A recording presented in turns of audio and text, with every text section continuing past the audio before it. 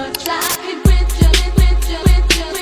just one touch, I could feel my body give it. Halo teman-teman, perkenalkan saya Alfa Aulia Putri Winantia. Pada kesempatan kali ini, saya akan menyajikan media pembelajaran berupa e-booklet yang telah dikembangkan dengan topik keanekaragaman hayati untuk peserta didik SMA kelas 10.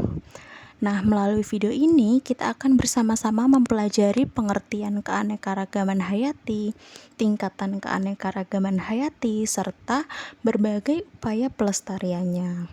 Oleh karena itu, simak video ini hingga selesai ya, agar kalian dapat memahami pentingnya menjaga keanekaragaman hayati bagi kehidupan.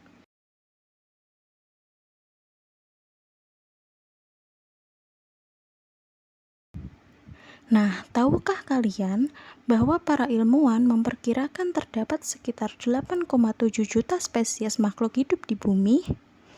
Namun, hingga saat ini baru sekitar 1,5 juta spesies yang berhasil diidentifikasi. Artinya, masih ada jutaan makhluk hidup yang belum dikenal dan belum dipelajari oleh manusia. Fakta ini menunjukkan betapa luar biasanya keanekaragaman hayati yang ada di planet kita. Nah, selanjutnya kita membahas tentang apa itu keanekaragaman hayati. Nah, keanekaragaman hayati adalah variasi atau keberagaman makhluk hidup yang terdapat pada suatu tempat dan waktu tertentu. Nah, keanekaragaman ini dapat dilihat dari perbedaan bentuk, warna, ukuran, sifat, maupun karakteristik lainnya. Semua perbedaan tersebut menciptakan kekayaan kehidupan yang sangat penting bagi keseimbangan ekosistem. Nah, selanjutnya ada fakta menakjubkan nih tentang makhluk hidup. Keanekaragaman hayati menghadirkan berbagai fakta yang menakjubkan. Yang pertama ada paus biru yang merupakan hewan terbesar yang pernah hidup di bumi dengan panjang mencapai 33 meter. Sebaliknya, terdapat bakteri yang ukurannya hanya beberapa ratus nanometer nih dan hanya dapat diamati menggunakan mikroskop. Selain itu, terdapat pohon bristlecone pine yang diperkirakan telah hidup lebih dari 5.000 tahun. Ada pula yang terakhir, Rafflesia arnoldi nih, yang dikenal sebagai bunga raksasa dengan ukuran yang sangat besar dan bentuk yang unik. Nah, selanjutnya ada quotes nih dari Edward Osborne Wilson yang dikenal sebagai Bapak Biodiversitas. Nah, beliau pernah mengatakan bahwa keanekaragaman hayati adalah sumber daya paling berharga namun paling kurang dihargai. Nah, kutipan ini mengingatkan kita bahwa keberadaan makhluk hidup di sekitar kita memiliki nilai yang sangat penting dan perlu dijaga keberlangsungannya. Nah, keanekaragaman hayati tidak hanya dilihat dari banyaknya jenis makhluk hidup yang ada. Secara umum, keanekaragaman hayati dibedakan menjadi 3 tingkatan, yaitu keanekaragaman gen, keanekaragaman spesies, dan keanekaragaman ekosistem. Mari kita bahas satu persatu. Yang pertama, ada keanekaragaman gen.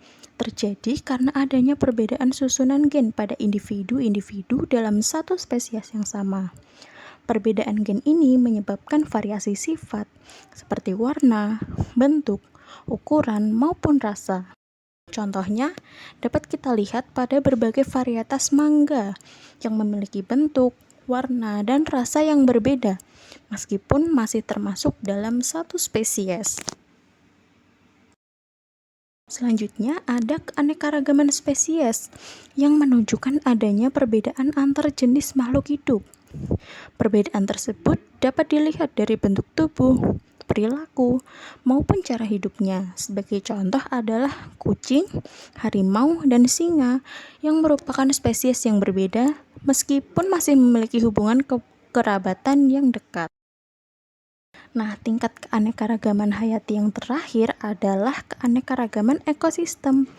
Keanekaragaman ini muncul karena adanya perbedaan kondisi lingkungan seperti suhu, curah hujan, ketinggian, dan faktor lainnya. Akibatnya, terbentuk berbagai ekosistem yang berbeda seperti hutan, perkebunan, dan laut yang masing-masing memiliki karakteristik serta makhluk hidup yang berbeda. Namun, keanekaragaman hayati dapat berkurang bahkan hilang apabila tidak dijaga dengan baik. Salah satu contohnya adalah harimau Jawa. Dahulu, hewan ini hidup di berbagai hutan di Pulau Jawa. Akan tetapi, akibat perburuan dan kerusakan habitat, jumlah populasinya terus menurun hingga akhirnya dinyatakan punah. Kisah ini menjadi pengingat bahwa setiap spesies memiliki risiko kehilangan habitat dan kepunahan apabila tidak dilindungi. Nah, untuk mencegah kepunahan dilakukan berbagai upaya pelestarian atau konservasi. Secara umum, konservasi dibagi menjadi dua pendekatan. Pertama, konservasi in situ, yaitu pelestarian yang dilakukan di habitat asli makhluk hidup. Yang kedua, konservasi ex situ, yaitu pelestarian yang dilakukan di luar habitat aslinya. Kedua pendekatan ini memiliki peran penting dalam menjaga kelestarian keanekaragaman hayati.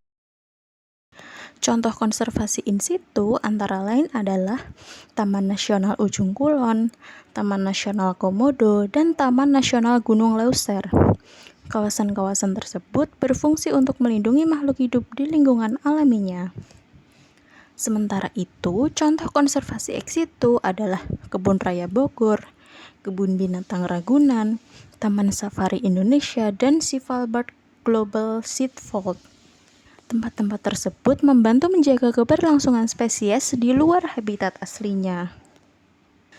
Nah, dari pembelajaran kita kali ini, kita mengetahui bahwa keanekaragaman hayati merupakan kekayaan alam yang sangat berharga.